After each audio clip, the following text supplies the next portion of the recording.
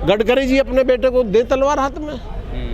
अयोध्या में जिस तरह नहीं, गडकरी जी अपने बेटे को ले तलवार लाए, मस्जिद तलवार से लीडरशिप कराएं। अंबानी जी कराएं अपने बेटे को, आरएसएस के मोहन भागवत अपने भतीजे पोते को लाएं तलवार में, लीडरशिप करें, हम साथ चलेंगे। मतलब हमारे लोग हमें ही मारे, हम अपने लोगों को मारे, इसलिए आज अंबेडकर जी सार्थक है। इस परिवेश में हमने ये आज परिचर्चा की। हिंदू जाग गया है।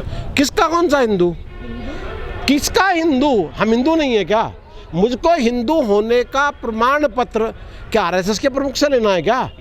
आरएसएस के प्रमुख तो यहाँ के रहने वाले भी नहीं है, उनका तो डीएनए नहीं मिलता इस देश में, उनका तो डीएनए इजराइल से मिलता है। तो हम तो जो बहुजन हैं वो इस देश के नागरिक हैं।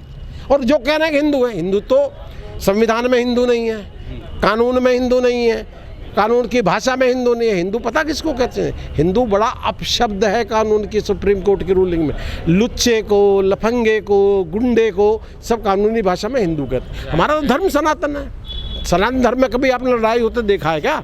आप हनुमान चालीसा दूसरों के घर पे क्यों पढ़ना चाहते हैं? अपने घर पे क्यों? अपने घर पे 2000 आदमी को बुलाएं, गडकरी जी अपने घर पे बुलाएं 50,000 आदमी को, हनुमान चालीसा पढ़ाएं और रोटी खवा लोगों को, हम तैयार हैं। मेरे घर पे गडकरी जी कैसे पढ़ देंगे हनुमान चालीसा? इस देश का नागरिक हूँ मैं, मुझे पढ़वानी होगी पढ़वाऊंगा, मुझे नहीं पढ़वानी होगी नहीं पढ़ने दूंगा। सवाल ये है कि आप इस देश को ले जाना कहाँ चाहते हैं, सवाल सिर्फ इतना है। इसलिए आज की तारीख के परिवेश में अंबेडकर जी की जरूरत है।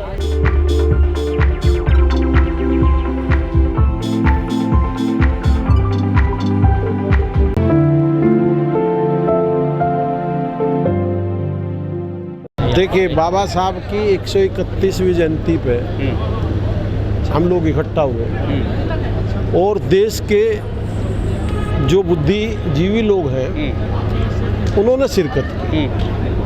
बाबा साहब की पुण्यतिथि आज की तारीख में इसलिए ज़्यादा सार्थक है कि जिस परिवेश में हिंदुस्तान जल रहा है, आज एक साथ 10 स्टेटों में रामनवमी और हनुमान जी के नाम पे तलवार, भाले और सब चीज़ निकाली जा रही है।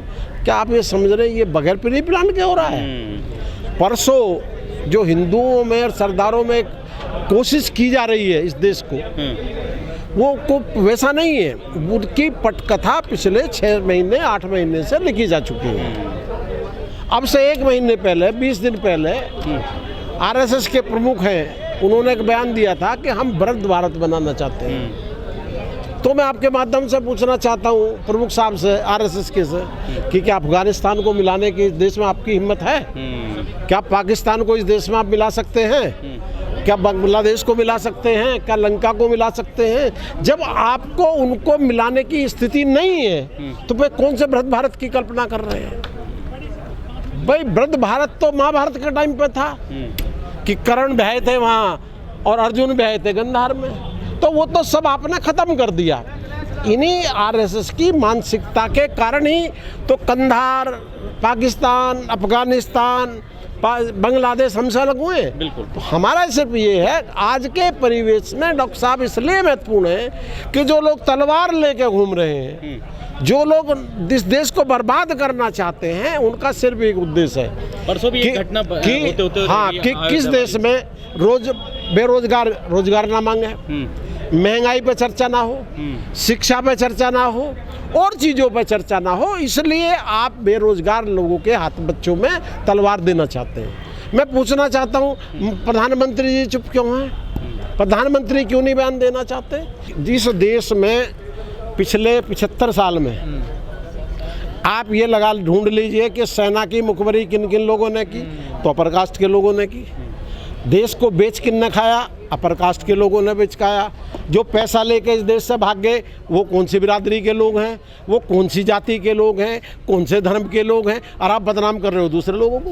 इस देश का प्रधानमंत्री अगर पब्लिकली मीटिंग में ये कहता है कि मैं कुछ जात के धर्म के लोगों को उनके कपड़ों से पहचान सकता हूँ, तो क्या कल्पना होगी उसके बाद? गडकरी जी ने कितनी बना रखी होंगी? गडकरी जी बताएं ना, अंबानी जी बताएं ना, ये तुम्हारे योगी जी बताएं ना।